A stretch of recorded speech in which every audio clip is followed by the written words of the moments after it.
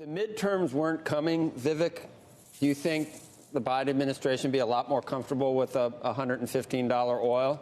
And that will help the transition. And they have stated in closed rooms, you will hear the green lobby say, look, we need higher prices for hydrocarbons. That'll hurt demand and will hasten the transition. But then suddenly you have half the country that can't, fill their tank up, and midterms coming, and well, we better start talking a different talk.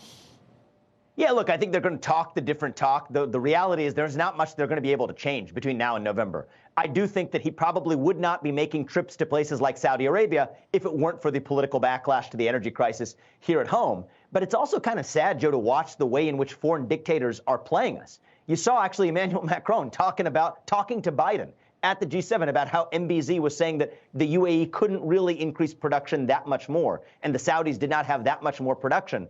I don't know if I even believe them. I actually think that they're just using this as leverage to extract asks from the United States because they know Biden is under a barrel, not just with high energy prices, but with the elections later this year, which has in turn caused Saudi Arabia to escape its pariah status, to use Biden's own words a couple of years ago, to now becoming an accepted partner. So other foreign actors are exploiting Biden's political weakness here at home to advance their own geopolitical ends, all because we refused to implement policies that allowed us to drill for fossil fuels and produce oil and gas here at home.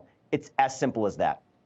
Christy, do you think it's helpful to take aim at the profiteering at big oil after bashing them for 10 years or whatever and trying to cut off funding and basically telling you we're gonna put you out of business now, because of things that were beyond their control mostly. Now they are responding to the global price of a barrel of oil, and certainly they're going to make more money because of that. So now we go after them. Does that make sense?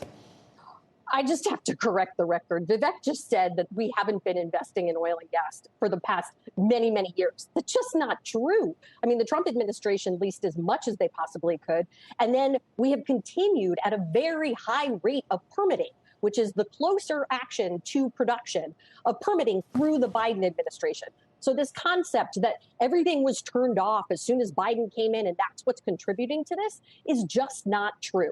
9,000 unused permits, 10 years of leases on the books. So to suggest that they don't have what they need right now to produce is not true. So it is not right to look at this as a very simple equation. We have different types of oil and gas. There are different timelines at different horizons.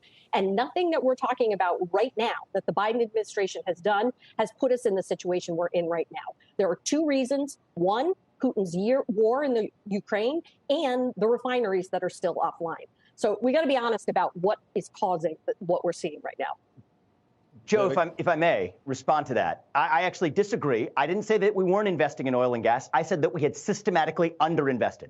You take the world's largest company, Exxon, at behest of the demands of the ESG movement, changed its business plan from increasing oil production 5 years over 2020 to 2025 by 25% to reducing it by 20% over that same period because of a proxy battle fought by the very ESG movement that the Biden administration supports. Cancellation of land leases, cancellation of a refinery project in just the last month, cancellation of 1 million acres of land for drilling in Alaska. These are purposeful policy choices. And I'm not saying that those are the right choices or the wrong choices if you want to make the green energy transition, but you got to be honest with the American people to say that there is no free lunch. These are conscious choices we have made as part of the green energy transition, and we can't have it both ways by implementing policies that cause underinvestment, not no investment, but underinvestment in oil and gas, while also saying that we're doing everything we can to produce more oil and gas, especially while we're begging foreign dictators abroad to do it, which, as best I can tell, doesn't even affect the overall impact on global climate change. So that's what I see. We're going to end it.